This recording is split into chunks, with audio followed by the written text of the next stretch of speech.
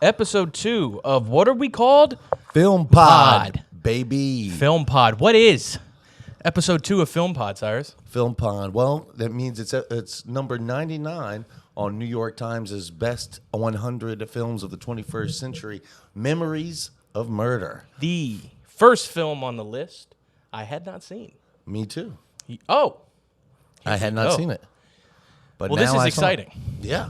This is exciting. It's great to go from like an American classic to a probably a Korean classic. I'm not Korean, I can't say, but I think it's a classic over there. From the small bit of research I completed, yeah, I mean, it's definitely been replayed a lot over there. It's a high-grossing movie in Korea. It was a very popular film still.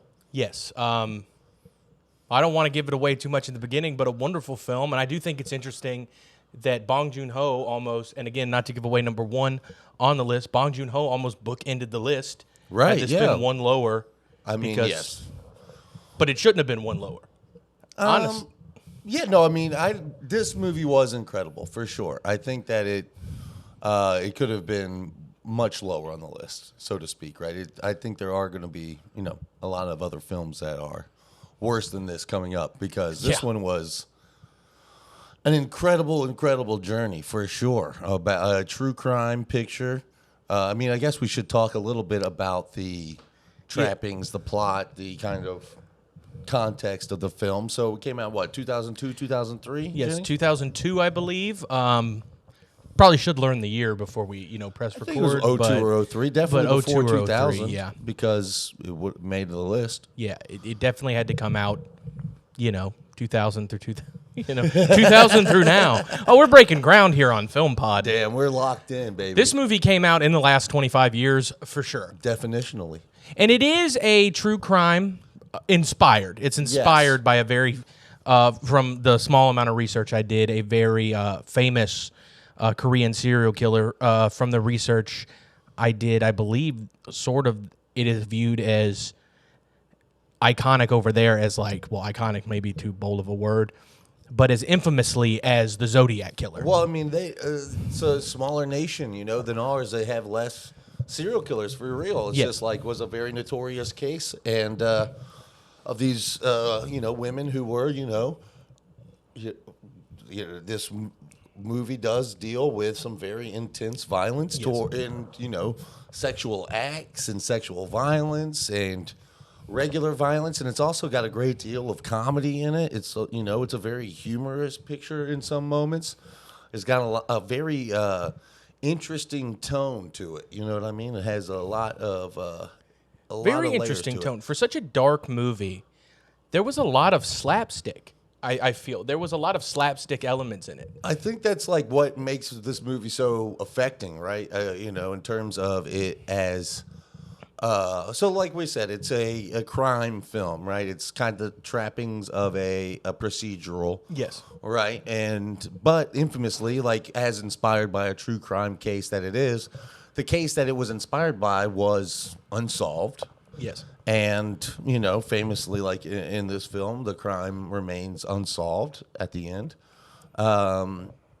Which is kind of a deviation from the classic detective story. You know what I mean? A lot of procedurals end in some sort of closure.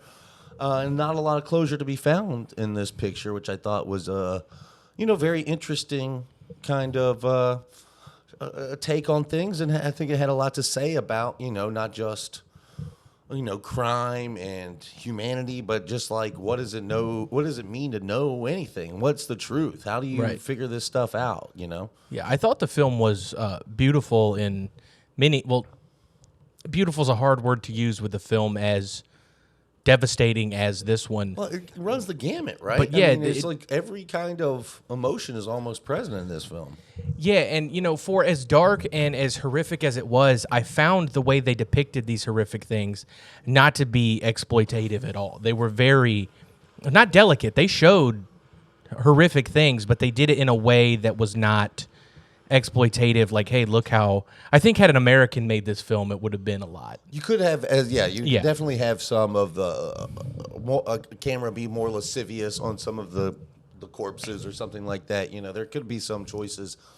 But what I really think, especially those moments when like you're seeing crime scenes, or I just think it's a very kind of journalistic kind of camera view, right? It's a very like, a lot of times it focuses in on a small but extremely like devastating detail, right? I'm thinking of the Band-Aid removal, right? From one, like, that's just like, you know, not but it's close, but it kind of just shows how makes it kind of a material physical reality, right? It kind of really brings it into the real sensorious realm of understanding a thing is kind of like happening in front of you, you know, brings a lot of reality into the experience of it, instead of that sort of, yeah, like you said, more exploitative, gruesome, look, it's gore, it's shock, it's just kind of devastating, it's just sad, you know? True. Yeah, it was sad, and to not be sad in the moment, not to bring it up too much for the podcast, but where did you view this movie? Oh, I was just, I did it on my couch, man. You did it on your couch. I'm talking streaming service format wise. Oh, I watched it. You know, like again, I'm on the pirating the high seas, my friend. Aye, matey, I'm down for it. Yes, Pirating is a form of rebellion. Okay, and I don't want to dive too into that. I'm glad you did that because I watched it on Tubi. You watched it on Tubi, okay? You know, I'm not making a lot of money. I was like, yeah. Let's see what streaming services have that. I'm like, oh, great. A free streaming service has this. So free, in fact, I had to watch advertisements throughout this movie. Were there any unfortunate ad placements? Yes, there would be a very horrific scene of police brutality, or, you know, discussions of rape and murder. Yeah. And then I'm devastated. And then cut to Billy Bob Thornton talking about T-Mobile. I didn't even know they got Bob Thornton out here. We'll talk about T-Mobile. No, he's walking through a field. Oh my God! He's like, you can get T-Mobile anywhere now, he's guys. doing like oil man shit. Yeah. He's doing that oil man bullshit for T-Mobile. He's like, you know, with T-Mobile, you can get service anywhere. Matter of fact, where am I? I saw that ad 17 times. I'll tell you where you are. Memories of Murder. My crosshairs. That's where. If you interrupt Memories of Murder one more time, Billy Bob Thornton. And then sometimes, every other commercial, it would cut to a commercial. Have you or someone you know been diagnosed with cancer? I'm like, can I catch a break from any type of devastation? I'm going from a serial killer film to, hey, grandma's got cancer. You're going from the horrors man inflicts on one another to the horrors nature inflicts on man. Listen, I'm not trying to badmouth Tubi. I think free streaming services are very important. I think access is very important with art. Right. And is that why you lean to the piracy as a form of rebellion to kind of... Yes. I mean, I do think it is a form of rebellion. I think it's a very important thing, archiving piracy. Well, you know me. I'm a huge fan of the archive. I think we should save as many things as we can for as long as we can. I think we should be able to access it whenever, because that's how history is actually kind of figured out and written, right, is by access of all of the materials made and collected at those times. History is remembered and written by my lacy drive full of Clint Eastwood movies. Exactly, brother. Exactly. I mean, I said that as a joke, but honestly... Yeah, no. You can see where whatever country the movie was made in was at a time through whatever films you're viewing. And I think that can be said with... Memories of Murder, too, because there was so much historical context within this movie that was slightly lost on me because I'm not Korean and I'm not a history major either. Like, I mean, right. And I try and read, but I try and read. I try to, you know, understand other cultures, but this one was lost on me. Clearly, there's some flashes, right, of like political spasms of violence happening at the same time as these murders are occurring. These guys are trying to trying to find this awful killer. Right. You also are dealing with these just kind of for very brief kind of pushes in on the edges of the story. And you have like them when they're organizing the first kind of bait night, whenever they're putting the lady out in red to walk through the park or whatever to try to lure the guy out. There's clearly some sort of riot has broken out that they're like walking through, and they're detectives on a police force that's being used a lot to repress the people at the same time. And so much so that they couldn't get the force on the case. Yes. So they would have to just be the 2 or 3 detectives within the film, having to go at it alone. I mean, here we are at the kind of climactic moment of the chase of the bad guy, right? When we know that we hear the song on the radio, we know that the guy is it's raining and the guy's going to be out there. We want some police to go out there. Sorry, they're all busy. And then, then that ends up being not even the guy that they wanted anyway. That ends up being the masturbator that night. The masturbator, dude. That was of all the disturbing things. And that guy was innocent, the masturbator. Right, yeah. I think he should be put down. He's put down? Look, it's big time. I mean, look, that's not Goonin' regular style. That's not Goonin' fun style. That's not fun style. No, Listen. You're sneaking out in the middle of the night wearing your own panties, putting down broad panties on the ground where a dead lady was, and you're trying to you know what I mean? That's what he was doing. That's not. I feel guilty that I have to pay for a VPN here in Louisiana. Oh God.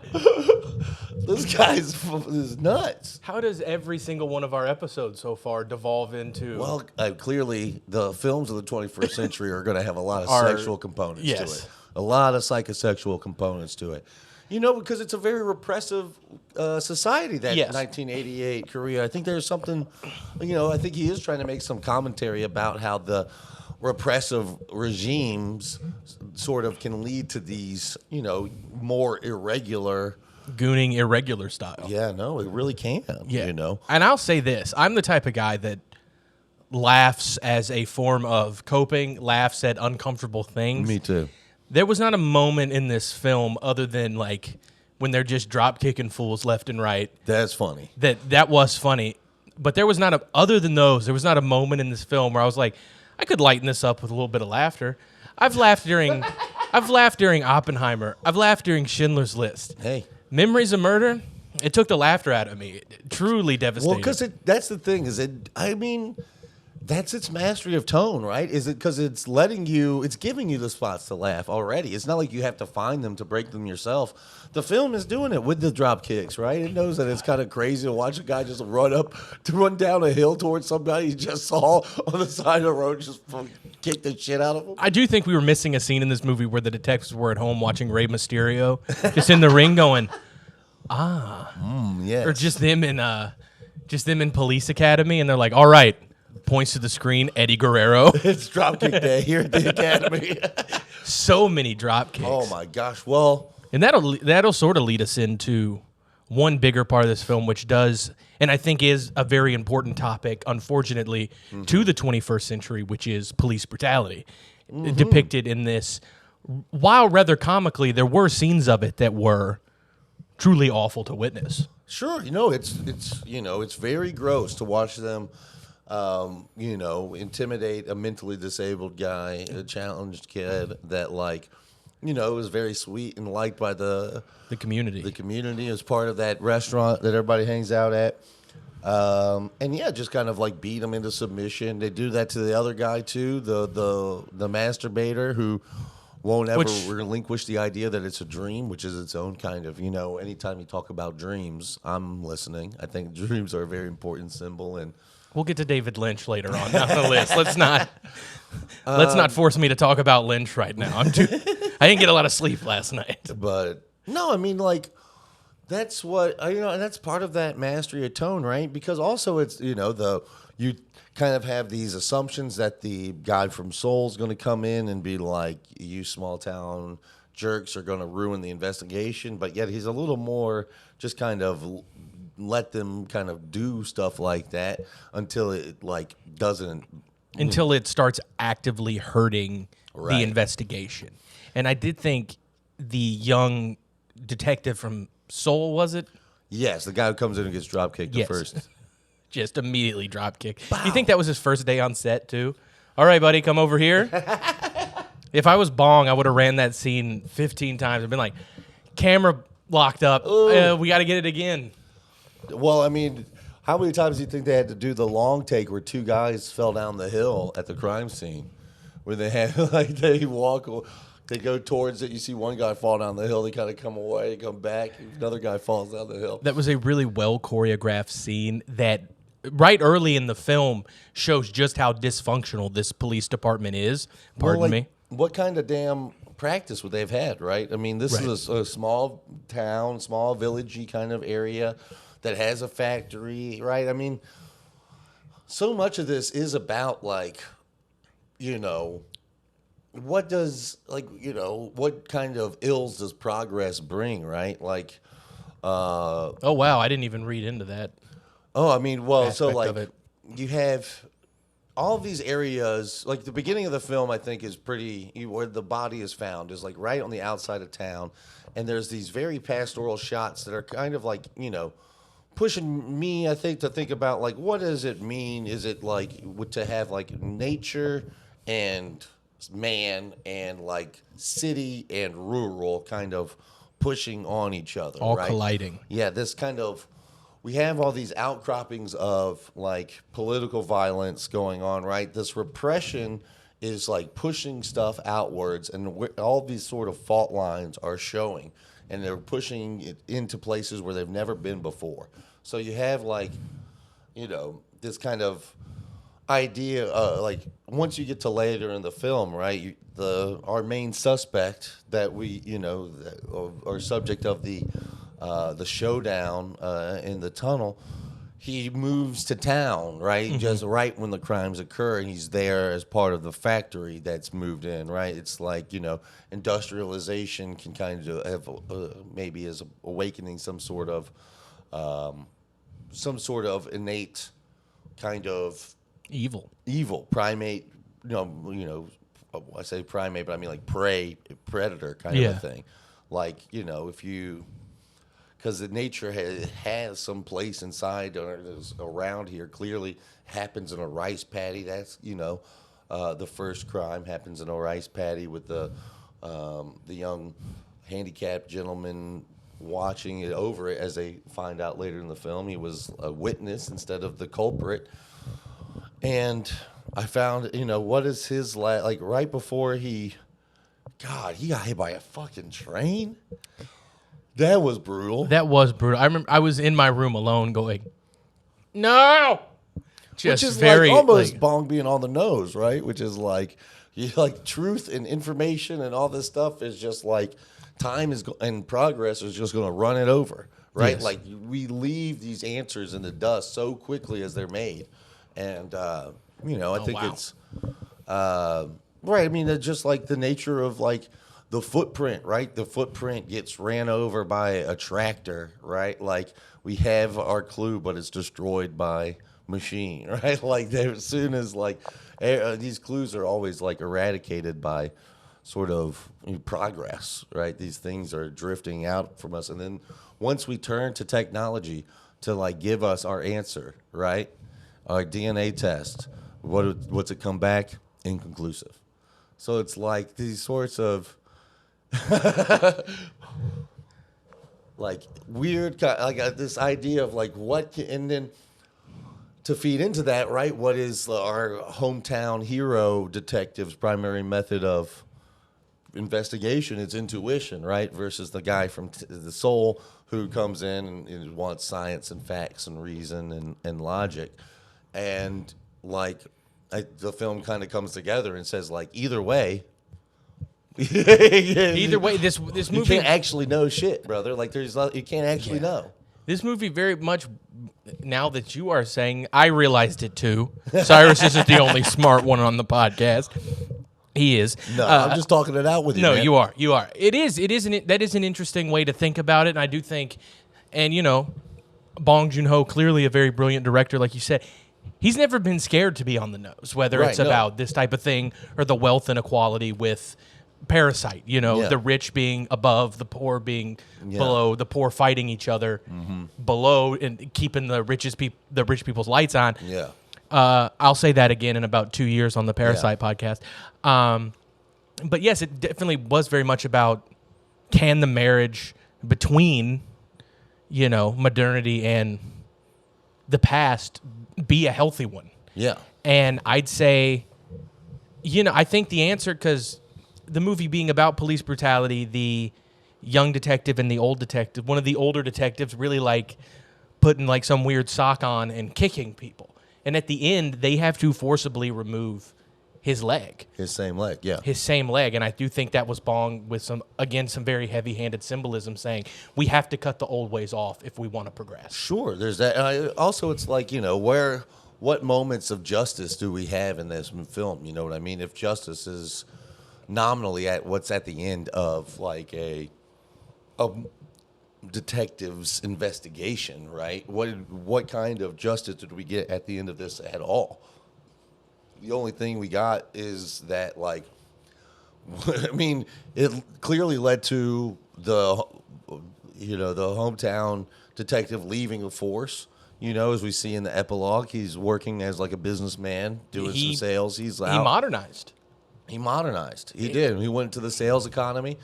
He's talking about his manager friends and his supervisors and wanting to get up and get some drinks and network. And we're going to move all these. What's he got? Juicers in the back there? I believe so. Yeah. Which is, look at that extraction. Yeah. Taking nature and pulling what you can out of it with a machine.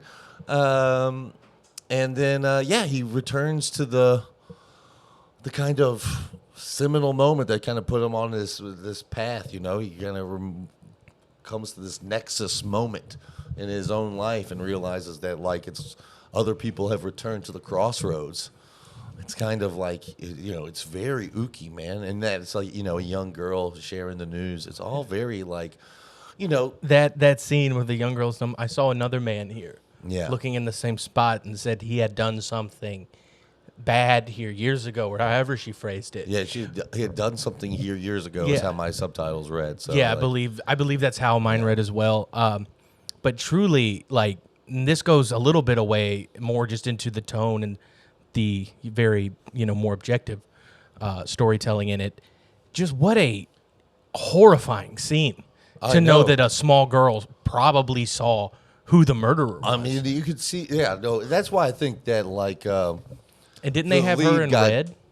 Didn't they have that girl in red in the final scene, or am I misremembering?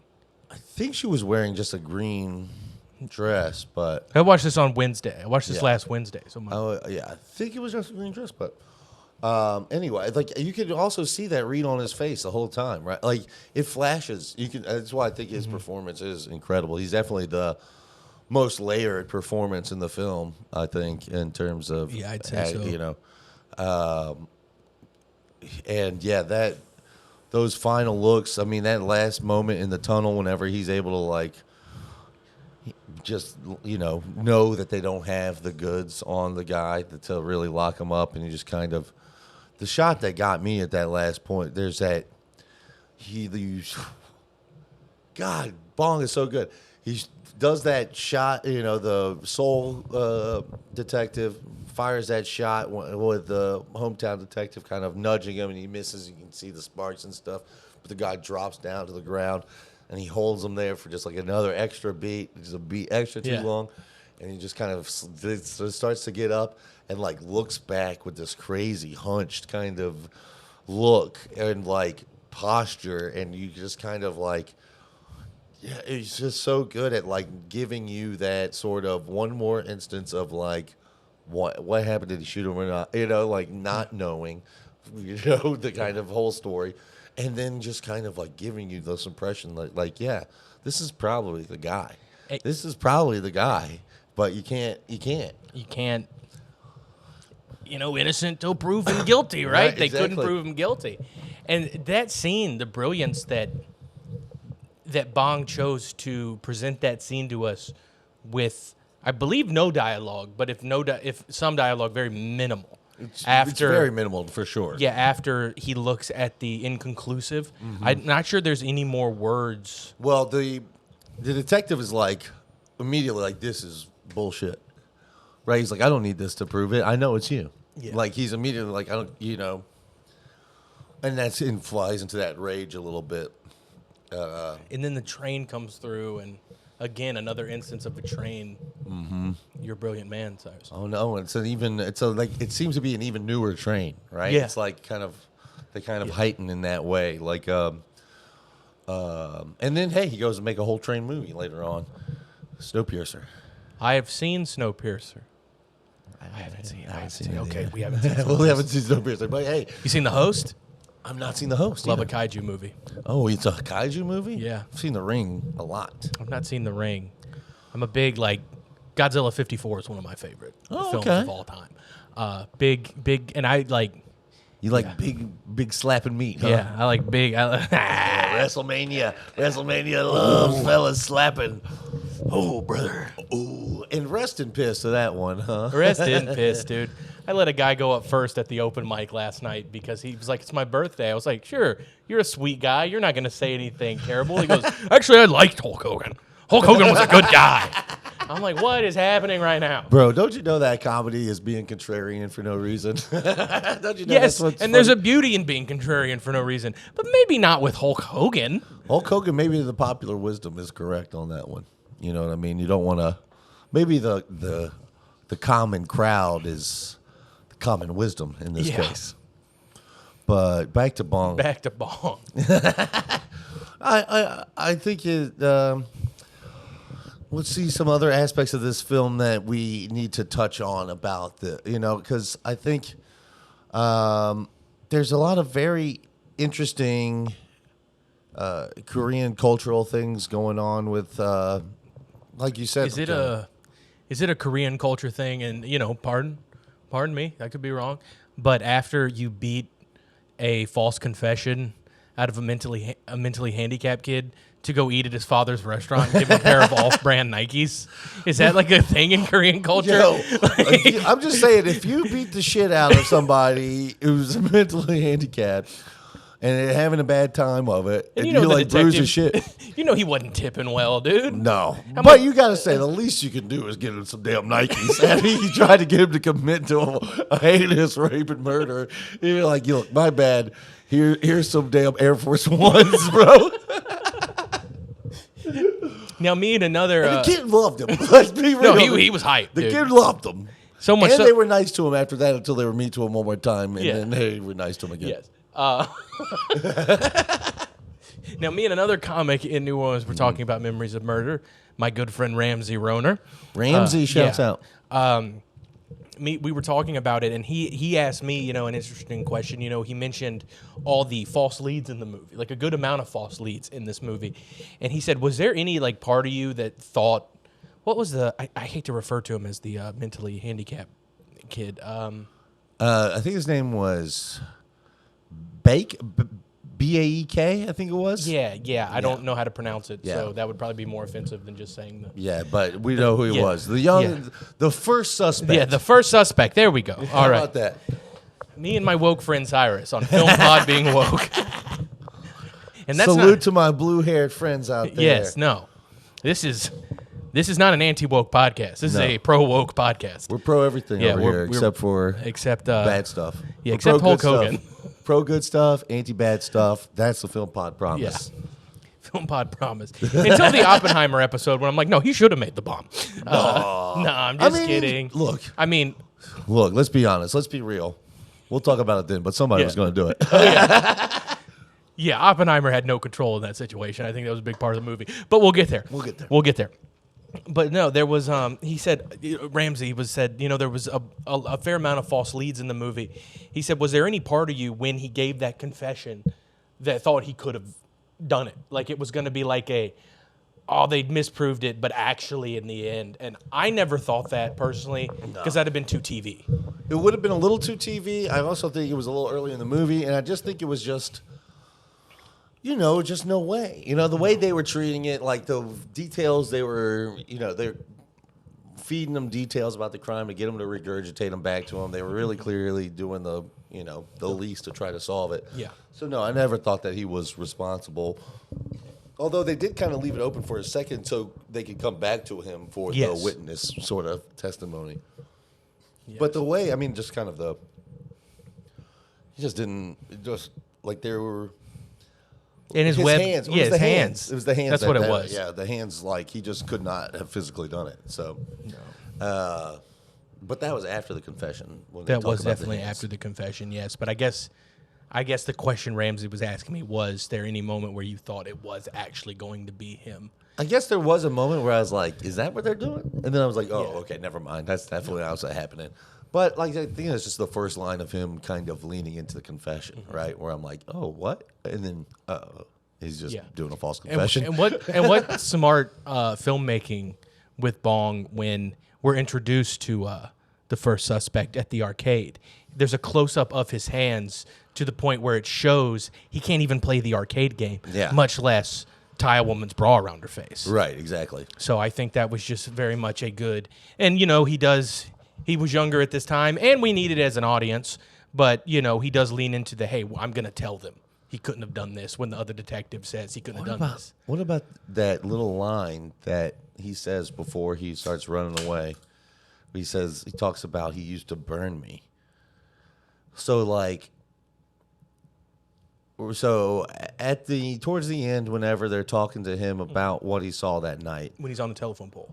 When he comes down from the telephone pole, he shows them where he was hiding, right? He goes into that little hay bale or whatever, and then that's when the other idiot starts flying in, the guy who deservedly got his leg chopped off. Toppling in. Yeah, he starts running in from the other thing and freaking him out, but he says something like, I saw, when he was talking about the guy who saw he could recognize his face, he says something about him used to being responsible for burning him, was one of I feel like whoever the murderer was might have been somebody in his family also, I think they're saying, because he's burnt up and oh wow. I must have missed somebody that who line. Tortured him. Must have missed that line. Not a big reader, me. I was locked in. I probably missed about 6 lines in this movie I shouldn't have. Tubi probably fucking scooped you. You know what I mean? It wasn't. Tubi, they're like, what, are we going to give them all the lines? They're not paying for this. Nah. Give them instead of making a line about a guy who might have burned him, let's make him say a line about Philadelphia cream cheese, and then maybe he'll buy some later. Oh. That's going to be the next level, dude, whenever they just start putting the ads into the movies, like the popcorn thing from back in the day in the movie theaters. Oh, yeah. Well, did you ever see that viral clip of Star Wars, whenever Star Wars was on TV in South America somewhere? Yeah, and they just added in Stella they edited Presidente beers or something like that. I was going to be doing that shit. Now, that's my kind of Star Wars, yeah, dude. Hey, a couple extra brewskis on would have made Tatooine a party, bro. Dude. Honestly, everyone in The Last Jedi is like, why would Luke be chilling on an island when there was a rebellion happening? He's drinking brew. He did his time in the rebellion. Yeah, he's drinking that blue brew. He's drinking that blue titty milk brew. Nasty. I don't know, man. He did the whole, which leads me to believe it's good. It was tasty. It's probably good. There's some good-looking food in this film. Yes, I mean the dumplings or whatever they were eating at the restaurant. Yes, dude. That shit had me except for when the older guy puked at the table. The old detective comes in. It's like, if you fight again, I'll kill you. Hey. And then they fought again, and somebody died. Somebody died, and he's like, they died while you two were fighting, huh? And that was leading into another part of the movie. I'm going to say leading into another part of the movie I like a lot on this podcast. Yeah, please. Because I listen to other film podcasts, and I'm just sort of copping their flow. We'll cop a flow. Never done a podcast before, so I'm copping flows now. We're copping flows. We're rocking. We're doing it. But yeah, leading into another aspect of the movie I liked a lot, which is in a lot of American detective movies, you do see the young gun with the old head, and but typically in American movies, especially American studio films, they have to learn something from each other by the end, and there wasn't that in this movie. Not a lot to be learned in this film. No, not a lot to be learned at all. Honestly, like you said earlier, this film was truly just a marriage between modernity and the old right. is abusive and can't work. Or like, or like it's happening, right? It's like not even that. Like, I don't even know if it was making a straight up statement about it, but like in terms of it, like saying that like will never be.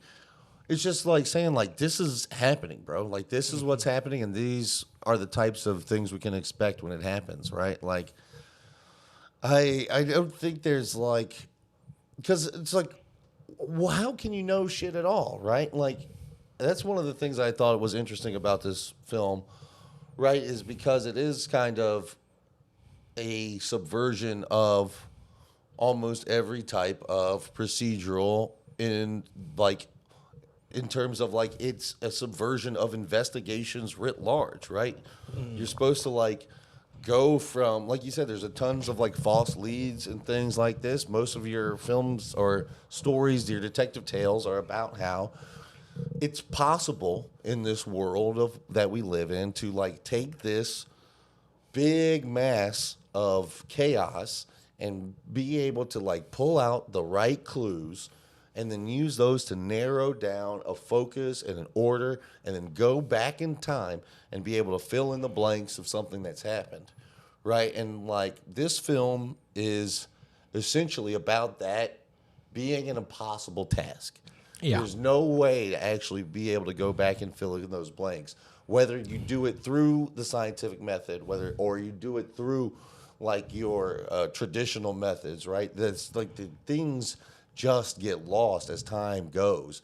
And what you do with that, like, that's why it's not called like solving a murder, right? It's called memories of murder because it's about these sort of like what sort of fragments of the past actually do get brought into the future, right? And how we don't know when they're happening, what those are going to be. You know, that it's only through this looking backwards can we like find the true kind of story through things. But that's always going to be a crafted narrative, right? That's always going to be something we have to kind of piece together.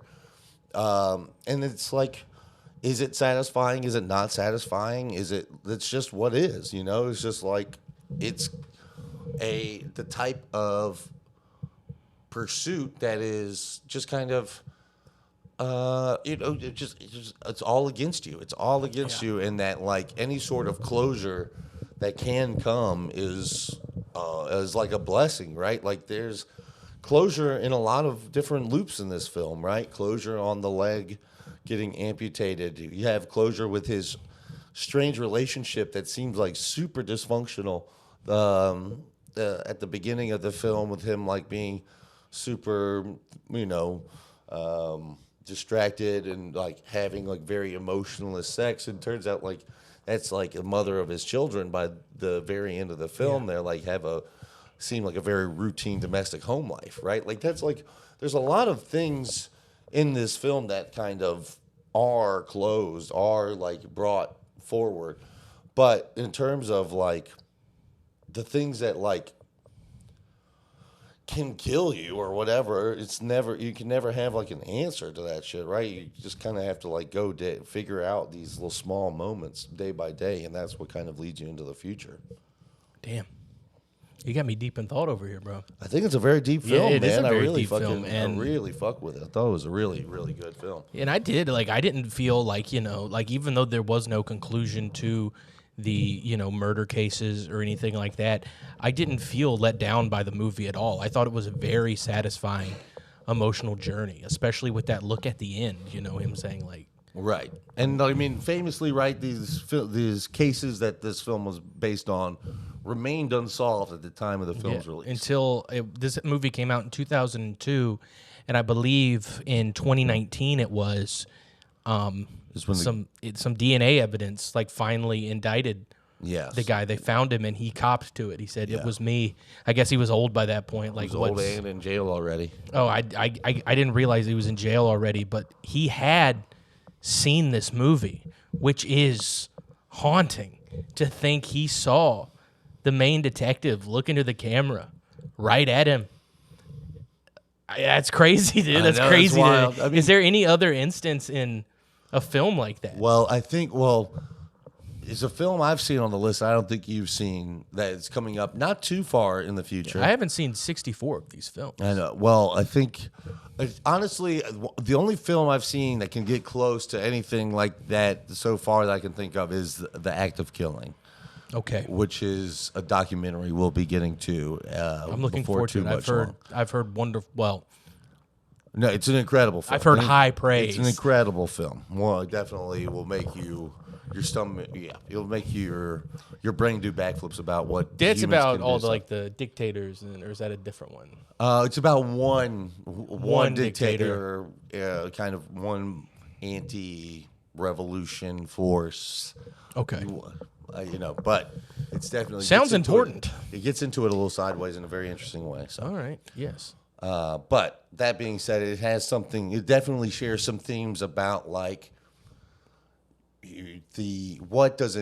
do crimes mean years later, right? What kind of impacts do these sorts of instances leave, reverberations on the land, on the psychosphere, rather, even if they're forgotten individually as moments in time, right?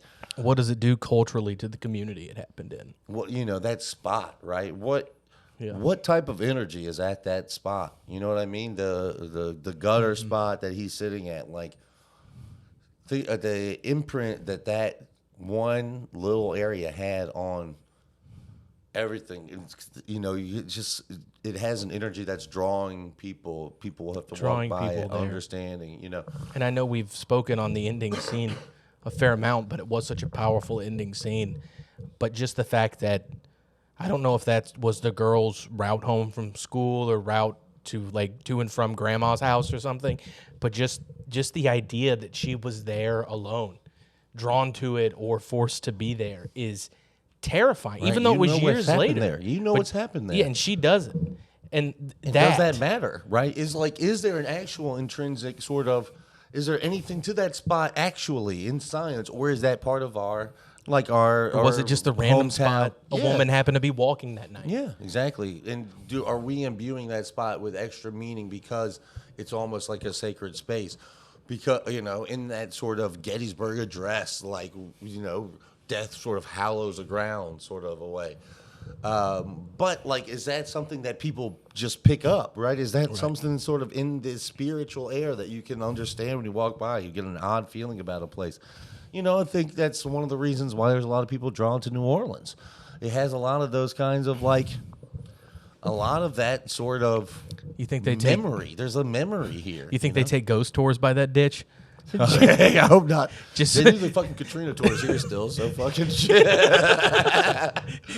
just some dumb tourist guide that shouldn't have their job. And then they got someone crawling out of the ditch. It happened. I saw it. I saw it. You got to get out of here. You wouldn't believe the guy who climbed that pole. He got hit by a train. Over there. Over there. And on your right, we'll be having alligator sausage. No, dude, just what a... It's an extremely, extremely important film, I think. I'm glad it's on the list, man. I am, too. I'm glad I finally watched it. I unfortunately, like I said, I did have to watch it on Tubi, but I'm glad I finally got around to watching it because many years ago, the first Criterion Blu-ray I ever bought was Memories of Murder. Just because I wanted a Criterion Blu-ray, I just learned about it. I was like, oh, this sounds like a cool thing they're doing over here. And the only one at my local Barnes & Noble in Shreveport, Louisiana was Memories of Murder. And I was like, oh, this is the guy who has Parasite. I was I think the only person in Shreveport who had seen Parasite by that point. Oh, nice. Some weird art house theater had gotten it. And I was like, Parasite sounds cool. Blew my mind. They got it early, dude, because 2 months later, the entire world went nuts over Parasite. Nice. And I got to live my little hipster dream oh, yeah? Yeah, I've already seen it. I saw that one. Oh, you guys are just around getting to that one. Yeah. Huh? But no, I bought it, and I was in college, and I had a bad habit in college of throwing a movie on at 2 a.m. and only witnessing the first 20 minutes of it. Yeah. So I am glad I finally got around to watching the full thing, because up to this point, I believe the only Bong Joon-ho movie I had seen was Parasite. And again, I think The Host was another one I only witnessed the first little bit of, and I love kaiju, so I'm gonna revisit that soon. Absolutely. But honestly, your Barnes and Noble story is and Mickey actually, 17, which was well, that's also how I also just went and bought some random Criterions, and all. That's how I got the like the TV cut of Fanny and Alexander, like the big love a TV cut. it's like 7 hours or some shit for what's the Seventh Seal guy, the Swedish MF. I can't remember his name. Whatever. I Norman Rockwell. I do enjoy a TV cut. I was watching my Criterion, not sponsored, maybe. I was watching my Criterion copy of 12 Angry Men a few months ago. Oh, hell yeah, bro. I'd never seen that, and I was like, we'll see. It's a fun one. I'm like, we'll see, and I was ate up with it. Yeah. I was obsessed with that. I was doing research on the movie, but I was watching the behind the scenes, and it was a TV, like stage production before it was a feature-length film, and they had the TV play. The TV play, and I watched some. I didn't watch it all, but I was like, What'd you prefer? Well, the movie version, dude. That had some of the best performances of all time. And what do you prefer, the TV cut, dude? We're not about to drop a take of That Hot, episode 2. I'm just fucking around. No, that movie's great. Well, who's your favorite Angry Man? 12. I'm just kidding. It's not 12. Mine's 9. I can't remember the numbers. I just I don't remember them either. I just remember. I probably said the worst one. Probably. I said 12 because he was objectively the worst one. I said as a joke. No, as a joke. Brilliant performance by Juror 12. I believe was the very angry one. The very angry. The angriest of the 12 men. If they were ranking these men from 12 to 1 in angriest, that would be the 12. one. 1 is 12. 12 is 1. But no, long-winded story, but knew a guy, and I'll probably cut this part, but I knew a film producer from my time in the industry. Nice. He was an extra in it was a very small budget film, like $7 million. So they were just using like Tiny. Comparative. Sure. I've worked on legitimate projects. I know, yeah. And also, hey, if y'all want to give us $700, just 10%, we would have been rocking on that. Exactly. But no, we were all doing extra work outside. We're just at a barbecue scene, and I'm standing by this guy, and the costume people are coming around. Here's some towels. Wipe your sweat in between each take. And they walk up to him. They went, "Here's a towel." He goes, "Oh no, thank you. I don't sweat." Prince Andrew style. What? He said, "I don't sweat." Me and my boss looked at each other like. And because he gathered the money for this film. We were just shaking, trying not to laugh. And then I'm watching 12 Angry Men, and I think it would. I'm not going to remember the numbers of the men. Sure. But one of them looks at the other and goes, "Pardon me, but don't you sweat?" And he goes, "No, I don't." And I was taken back to 2021 on the set of If You Were the Last. Produced by John Levin. I'll actually say his name on the pod. Who cares? Hey, well, no, he probably wants it out there that people. He doesn't sweat. He doesn't sweat, but obnoxious individual. He was a bad guy. Oh, he was a bad guy. He flirted with a young woman on set that day. Oh, we don't like flirting. I'm not sure. I'm not sure if it was flirting, if it was just an old guy not understanding.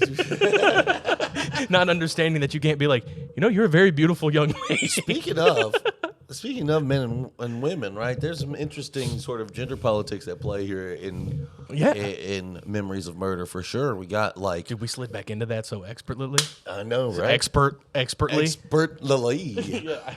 But I found it very interesting, you had like the dismissal of the clue by the hometown guy about the radio broadcast and the song that turns out to be really important, brought to them by... the woman, and then they also like just put her out for bait, but it also didn't last very long because then they met the young girls. Yeah, I will say about that scene, he the main detective laughs off her theory. Right?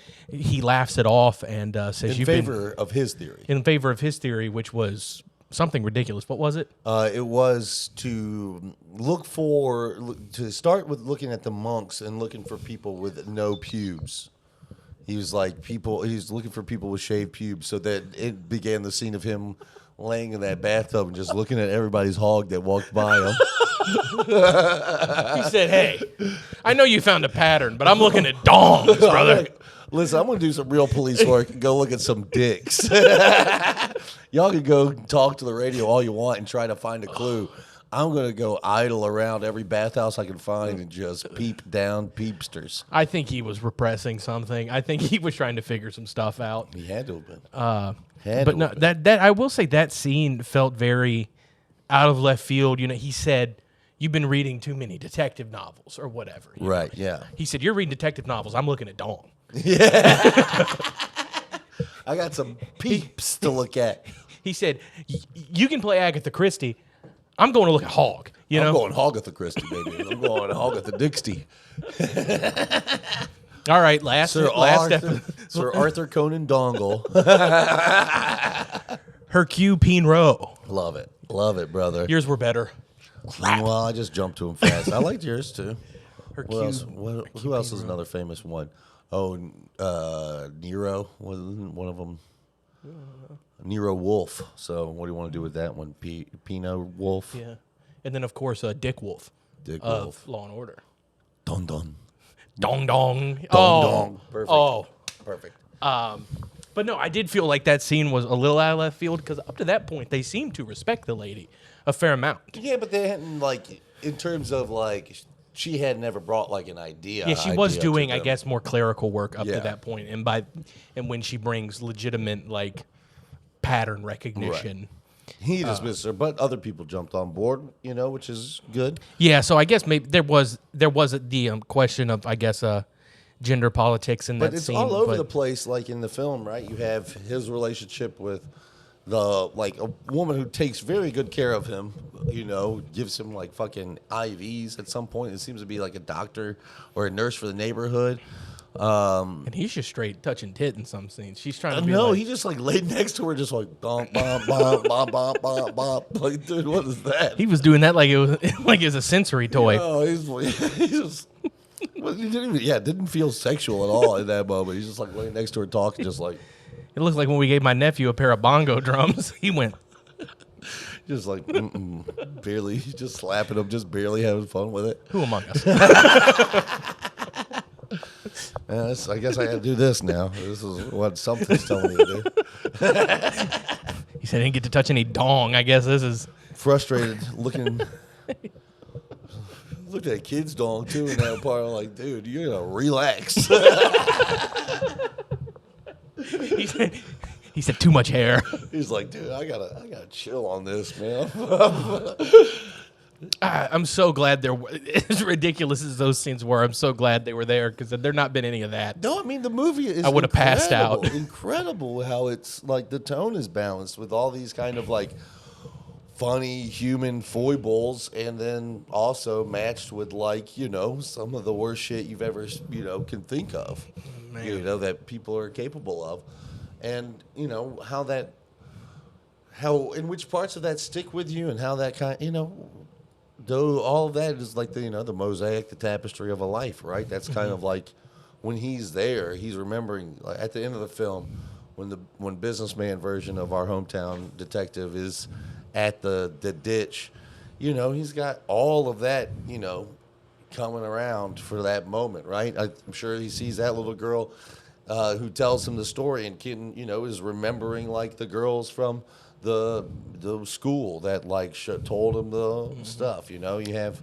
And in that final scene, it does remind you of those moments in your life where maybe not as dramatic as not being able to solve 4 rape and murder cases, but it reminds you of those moments where you're sitting somewhere remembering, you catch a smell, Mm-hmm. I mean, I remember one time I was sick at work, so I put on a mask. This was 7 months ago. I put on a mask, and just putting that mask on took me, I smelled the mask, and I was like, so many memories flooded back. Yeah. Of this is what 2020 smelled like. Yeah. It smelled like a mask. Smelled like a mask. I'm going to cut that part out. I thought I was really cooking with that analogy. You are cooking with that one.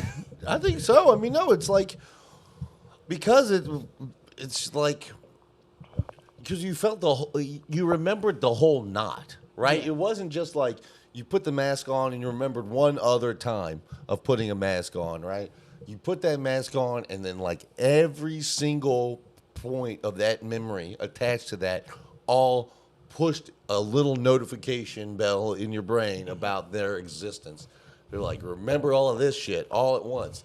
And like, that's what I think is happening to him there, right? Yeah. He's remembering the entire film that we just witnessed all at once and looking out and hoping to be able to like catch them out one to last time, you know? Yeah. Yeah, it was truly, and I'm not positive, I don't believe this was Bong Joon-ho's first feature film. It's definitely the oldest of his movies that I've seen. Yeah. But it was so impressive to see a young director have such a mastery of tone and blocking and pacing and everything. Long shots, short shots. Yeah, there was some great. And it didn't matter. There wasn't a point. There wasn't a point where I thought the movie was too long. Maybe a little towards the end. I was like, maybe we could There's been too many false leads in my mind. I remember there was a point or two where I was like, especially the guy we do believe did it. There was a point where they were sort of framing it like he wasn't going to be the guy who did it, or he wasn't going to be the final. I was like, if this third guy is not. But I also don't think he did it. You don't? No. Well, I think that's one of the beautiful things about the film is there is no way to know. No. And it is hard for me now to disconnect the true history of them finding out who the murderer was. Now, we don't know if it was that guy in the movie because this movie was fictionalized also. Fictionalized, yes. It was inspired by, but wasn't necessarily the story of that case, right? So, yeah, I guess I do need to separate that because for whatever reason in my mind, pardon me? My man's got the burps. Yeah, I've had 2 Diet It was Cokes. honestly, it was the one bite of the gumbo empanada he took, bro. Listen, you see a gumbo empanada, you're not buying one? I'm not, but that's just because I'm not as bold as you are, my friend. It's a bold choice. I had a buffalo chicken one before that one. Now that one's more my speed. I would have bought that one, but, I would have probably gotten 2 of them. Yeah, I should have, but, I like to swing. Hey, you like to swing for the I like to swing, but... Hey, like a swinger. Hey, like a mover and a groover and a springer. But for whatever reason, in my mind, I had connected the guy who they caught in real life to the final suspect in the movie, and that's not correct. I don't know why I'm doing that. Well, I guess for closure for myself because there was no closure in the movie, right? Yeah, and us as the human nature is to want closure and to hear to be researching the movie, and 15 minutes after the movie had ended, to hear they caught the guy, I was like, oh, it was that last guy for sure. Right, but it's not like an analog in the film to that guy. Yeah, no. There's I think that and I think that you have to take into account what I would love to go back and just double check. I saw what I thought I saw in the subtitles whenever they were talking to the witness in the rice paddy, because that leads me to believe it was a member of his family that was responsible. But yeah, I'm gonna go back and rewatch that scene as well because I'd like to make sure he wasn't talking about Philadelphia cream cheese. Oh yeah, no. I'd like to make sure that they're not trying to slide in some brand. Next time it might be tahine. They might use some tahine seasoning. We're out of tahine at work, so they'd really be hitting the hammer. Bro, now we've said tahine 4 times, so it's going to be on my all of our gonna phones. Yeah. I looked up a washer dryer last night, and God help you. God, your whirlpool, your phone's a whirlpool, and oh, dude, I'd convinced myself there was a carbon monoxide leak in my house, so I wanted to make sure my washer dryer wasn't gas powered. So now I'm just getting advertised.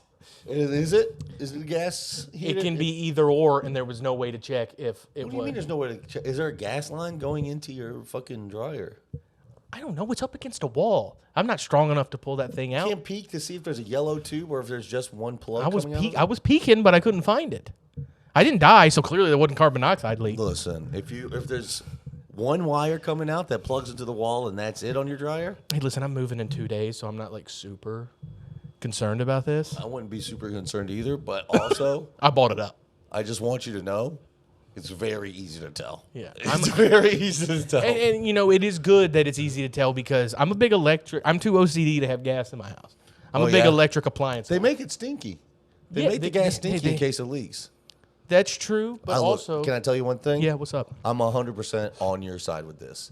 And if y'all want to hate me for anything, hate me for this. We got to get rid of them gas stoves, baby. We got to. Dude, I know. Gas stoves are so bad for us, bro. Like, sure, it's like, as someone who enjoys cooking and who has cooked on gas stoves, yes, easier to control the heat. Sometimes. Is it worth the downside of maybe dying in your sleep?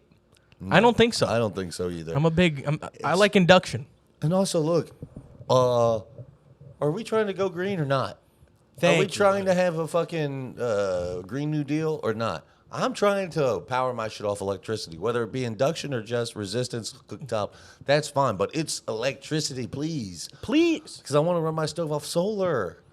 I don't want to run it off of damn hydrocarbons that I have to frack for. Now, if you love to fuck, you're a fracking lover. If you love a gas stove, you love fracking. It's just straight up. I don't want to come across as someone who loves fracking. But if I went to, if I was paying $800 to eat a Michelin star restaurant and they were cooking electric, I'd be pissed. You'd be pissed. I'd be pissed. I'm like, nah, these are. What if they were using a real fire?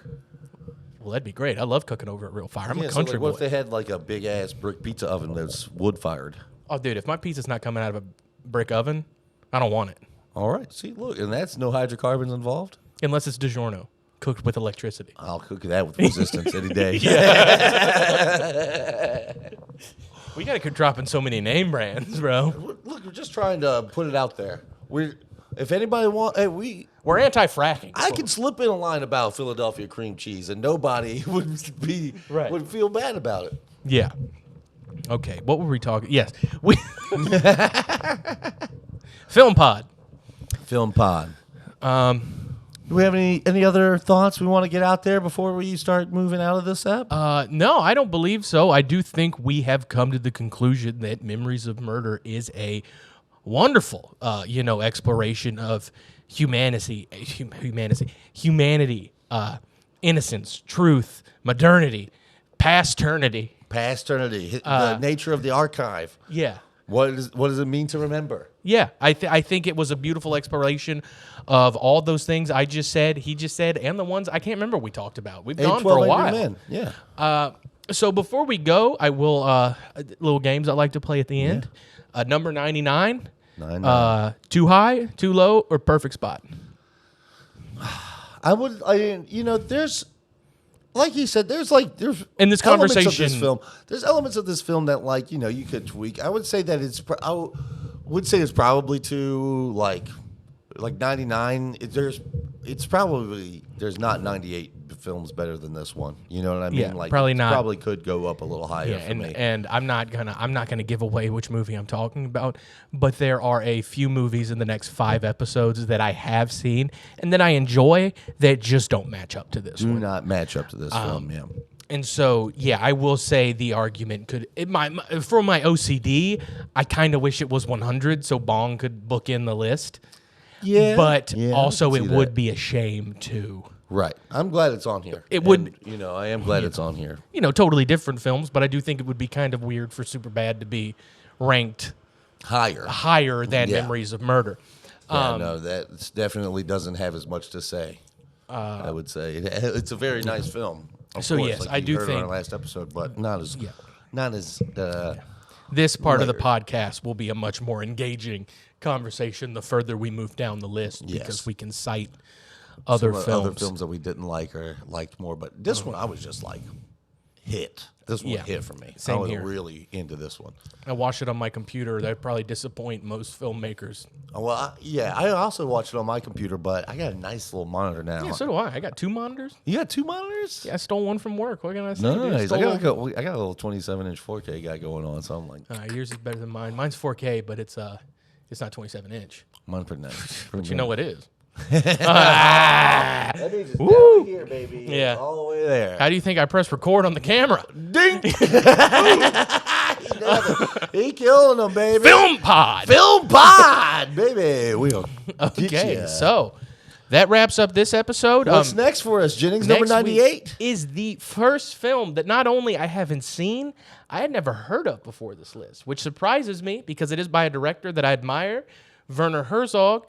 And that film is Grizzly Man. Oh, another exploration of man versus nature, eh? Interesting. I've read the description. I've heard some things about the film. I am excited. I'm also excited. I am excited. Stick around for the Film Pod. Next ep soon. 97. Subscribe and download and listen wherever you find podcasts. That's called a call to action, MFers. Yes, anywhere you can find podcasts. We'll be here every Wednesday. So we'll see you next Wednesday. Bye-bye. This has been Film Pod. Film Pod.